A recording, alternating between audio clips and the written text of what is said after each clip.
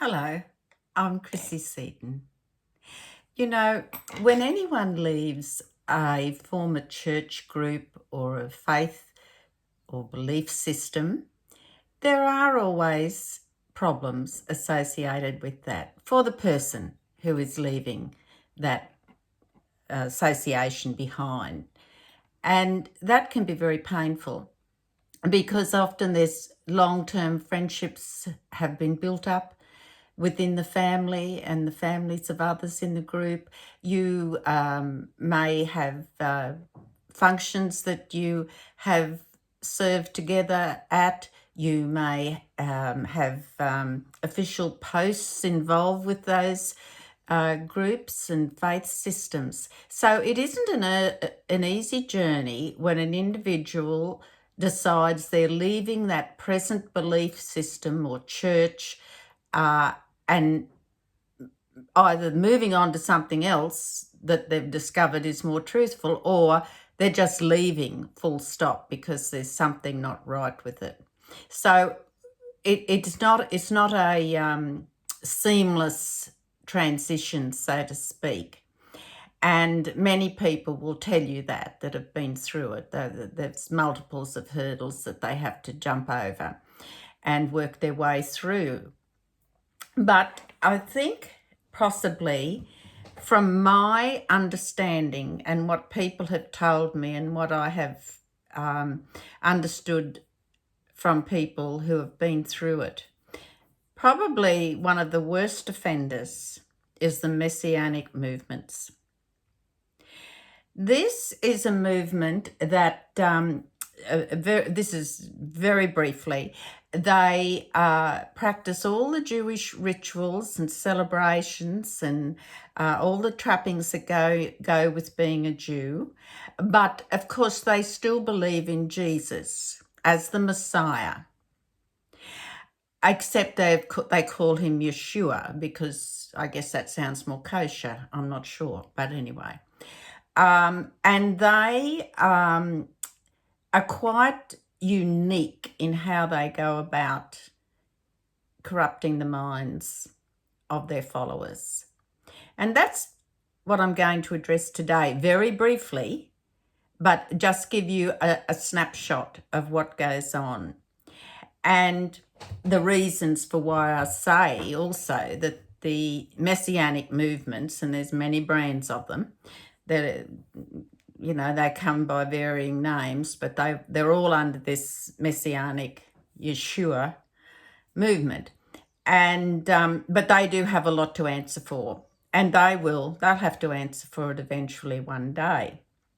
But when these people, poor individuals who have suddenly realised for one reason or another that, look, there's something not right about this, I can't, the pace that it moves at, they practice all the things that Jews do, like, for instance, Passover. Now, if there's anybody familiar with the Jewish practices, that is an extremely hectic time for each household of practicing religious Jews. They've got to clean the house of every crumb, it's beyond a spring clean as we Gentiles would view it. It's this constant, it's a huge thing for them. And that's just one example. So people are constantly, I've got to do this, I've got to do that, I've got to follow this, I've got to follow that. When in fact what they're doing is the movement is thieving the rituals and the commandments and the practices of the Jews and telling these Messianics that they're actually Christian Jews. We're Christian Jews. Well, it beggars belief, doesn't it, that you can be both? But anyway, so what happens is that these people, when they leave, they have all this baggage because they've had all this pomp and ritual and ceremony and song and, they're living the Jewish life, so to speak, but we've still got Yeshua. And so what happens when they leave, something's got to happen with that baggage, hasn't it? And that is the saddest and hardest thing for them, because what you actually see then is people who have left the Messianic movement. They're almost in a state of withdrawal, and I don't want to cheapen that statement, but they're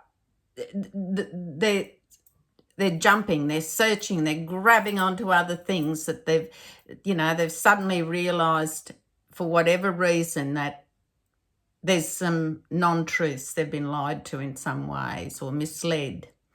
And so what happens is they then go on this, after they've hit rock bottom, they then go on this search of, well, I've now acknowledged there's only one true God, and that's God of the Torah. It's not Jesus. So now I've got to find my pathway. And often some of them become Noahides, and they're extremely righteous Gentiles. They've found the truth, the plain, ordinary truth of matter. But aside from that, these people jump from one thing to the next then. They want to learn about this. Well, can I do that? Well, what do we do on the Sabbath? Nothing. And they feel let down. They feel like coming from something like the Messianic movement to being or learning about the Noahide lifestyle or life cycle, they feel it's like they're a second-class citizen now. And that's not true. But, you can understand why they feel that way. They've got nothing to celebrate, or they've got there's not all these frameworks that they operate within. So it's a terrible thing for them, but the truth of the matter is all the Messianic movements, and there's several of them, they're as numerous as laundry soap, they have a purpose. Their purpose is to convert non-religious Jews, especially, to Christianity. That's their number one purpose. So who do they target? They target Jews who are non-religious or non-practicing, and the disillusioned ex-Christian. Two favourite areas they operate in. And if you think they're not manipulating you, you're being fooled. You're fooling yourself. So let's get on to the crimes of the Messianic movement or churches. Let's have a look at their rap sheet. They've got a pretty impressive one. First of all, they deliberately misrepresent the scriptures. That is, the Torah and the Tanakh. The Torah is part of Tanakh. They misrepresent it deliberately. That's what non-Jews would call the Old Testament, is what I'm referring to. But Jews and Noahides call that Tanakh, and Torah is part of Tanakh. That's these scriptures, sacred scriptures. So they're deliberately misrepresenting this, and they've been doing that for years. Mind you, they're not the only ones to misrepresent the sacred literatures. All the churches are guilty of that. But these Messianics are master craftsmen at manipulating the minds of their followers. They're very artful and crafty at it. And they really have this aggressive pursuit of Jews. Aggressive pursuit. It's like it's their mission. They have to do it. Incidentally, there's about 10 to 20,000 of these individuals, Messianics, living in Israel at the moment, which beggars belief. But they have this aggressive pursuit. Now, the other thing is that they're so good at lying that they don't know they're lying. They're so good at manipulating how they couch a phrase or whatever. And so they've got this, it's almost become genetic within the organisation. And they lie to the non-Jews, meaning the ex-Christians, and they tell them it's okay. We're going to, you can be a Christian Jew, and we can do all these practices. We can celebrate Passover and the Sabbath and do all these things just like the Jews. The Jews of old and ancient times, the Jews in Jesus' time did this. Well, it's pretty hard to check that record, isn't it, if you weren't there at the time? So they're adopting these rituals and Jewish practices and celebrations, for instance, as I said, the Passover, and they have their own rabbis, and they can be male or female, and they practice conversions. So they're converting, want to convert the Jews, those that are born Jews, into Christians. That's what they're trying to do. Or, if you've left some other obsolete faith or belief or church, they want to convert you, to the Messianic movement. So that's very, very briefly in a nutshell what this is all about. But what I'm getting to is what their most serious crimes are. And it is what I would term assault and battery of their followers. And I'll explain it to you like this. They're sort of kidnapping the Jewish soul and the spiritual essence of all followers, be they Jew or non-Jew. So they're kidnapping and the soul, the spirit, the lifeblood of that person. That's assault and battery and taking something from them. And there's this constant manipulative process. It's like a mind game that to imprint in the minds of these people they've captured, so to speak. But it's always with lies and deceit, coercion, false and corrupted scriptures. And sadly, sometimes these people don't have the whys or the wherefores of sorting all this out, because they've already come often from a, left of centre faith or belief or Christianity. And so they don't have a fixed baseline in their mind. So those people are very easy to manipulate, very easy to say, oh, no, they've got it wrong. We have this, we've got that, they've got their text down to a fine art. The script has been well crafted. So these people, be they Jew or non-Jew, are now bombarded and they're crushed with this constant practice, ritual. It's this frantic sort of lifestyle of, Yeshua and, we're the new people. And so it crushes the intellect of the person in the end. It takes away any ability for you to sift out, investigate and sit quiet for a moment and sort of absorb and tease out what's going on. You're caught up in this joyous, everything's wonderful, we do everything together, and there's nothing wrong with that, except as long as it's based on truth.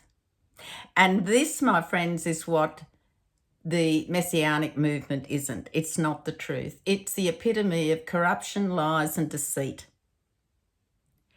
Now, down the track a little bit, these people that are in this Messianic environment, some of them wake up one day and say, look, this is not right. Something not right here.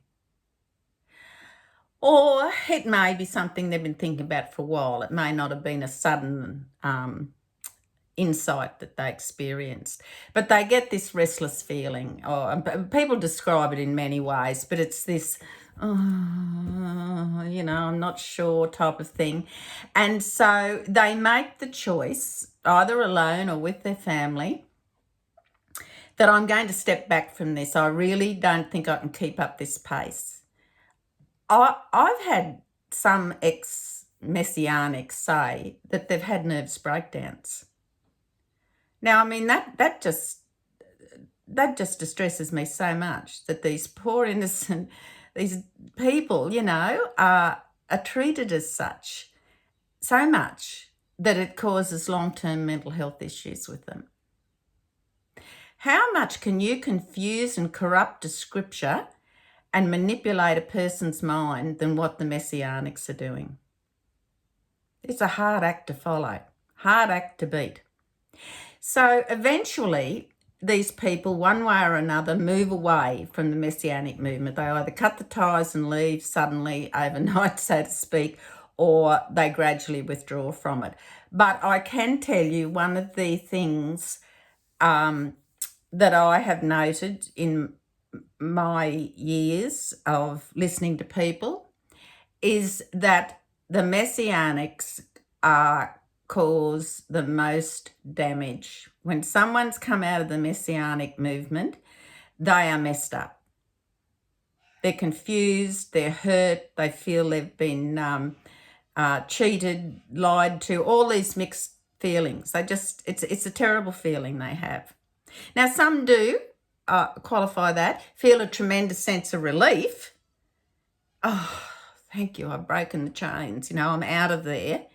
But there's still anxiety and how shall I say, travel baggage there.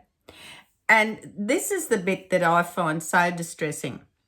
They come out of that, they've now suddenly not got anything, their whole week's orchestrated practically. Suddenly Saturday comes round and there's nothing for them. They feel that they're lost. They don't know what to do. And then they sort of hop around a little bit, I guess, and try and find something they can replace what they've lost with. Now, as I said, some of them do come to the Noahide laws and thankfully understand, but their journey isn't easy into that either, because now they've got to go through this withdrawal from all this pomp and grandeur of pretending to be Jews, and that's what it is, they're pretending to be Jews, and come to the very basic fundamental faith of just know there's one true God, love God, do the right things. Here's a guide. Here's 7 principles you need to follow. Say your prayers, do the right thing, be a good neighbour, and serve God. So we have very, very few celebrations or ritual style things that the Noahides practice, nor do we need to practice any of these things that the Jews practice, not commanded to us. So these people that have left the Messianic movement have a very rocky journey back into a normal relationship with God, and that's what bothers me the most. It takes them a long time to find that smooth, conservative, middle of the road pathway between being up here, hallelujah and all that, and being where they were prior to that, and now they're here on this flat, even plane. And they find that hard to adjust to, and that breaks my heart when I hear how it affects people. So, because now they feel like they've got nothing. They've abandoned what bit they did have, even though it wasn't right for them. And now they're searching for something. They're searching for a purpose. They're kind of wandering aimlessly, jumping from topic to topic, this rabbi to that rabbi, a bit of this and a bit of that. And that is all understandable. But you're not going to replace what you already have. That's never going to happen. What these people have to understand is they've just got to take it slowly, because you've got to get over and recover from that illness that you contracted in the Messianic movement. And that's what it's like. You've got to recover from that before you can even get your brain and your soul mended to such a way that you can begin to absorb and participate in this new freedom that you have. So my feelings really go out to those dear souls who have been trapped in that Messianic movement. It's a frightful thing, and you're in my prayers, and I know some of you. I know your journey's not been easy, and I do. I just have great concerns for you, and my advice is that you all just draw back a little bit. Don't think you can absorb all this new lifestyle and understanding and Torah, etc., overnight. It will happen. Relax and enjoy your newfound direction. Relax and enjoy one day at a time. And it gives your body time to recuperate, and certainly your mind needs to recuperate, and most of all, your spiritual essence needs time to breathe. It has to breathe.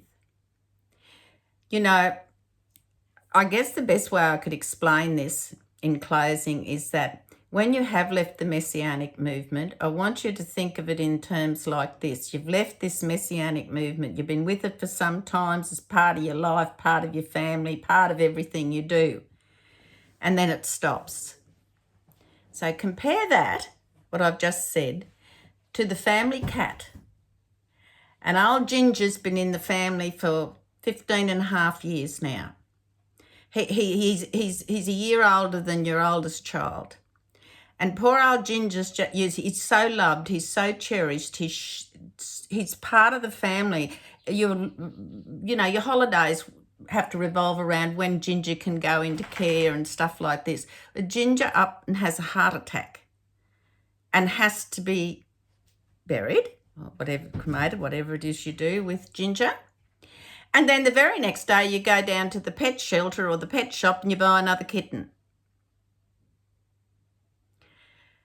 See what I'm getting at? You're never going to replace Ginger.